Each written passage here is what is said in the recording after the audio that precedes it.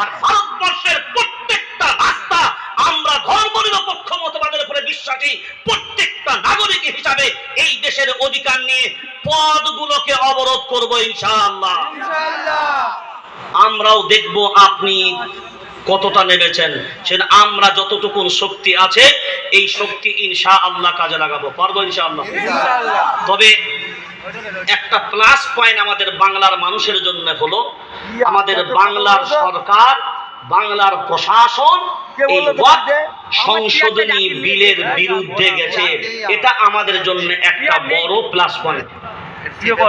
বাংলা সরকার এর বিরোধ করেছে, এটা আমাদের পশ্চিমবঙ্গের মানুষের জন্য একটা বড় কি প্লাস পয়েন্ট। সেই জন্য বাংলার প্রশাসন, বাংলার সরকারকে আমরা এই জন্য সাধুবাদ জানাই যে এই সম্পত্তির আপনার বিলের বিরোধিতা করার জন্য যারাই বিরোধিতা করবে আমরা তাদের সকলকেই সাধুবাদ জানাবো, কারণ এটা দেশের ভারসাম্যকে রক্ষা করার জন্য একটা বড় পদক্ষেপ, এটা মনে রাখবেন।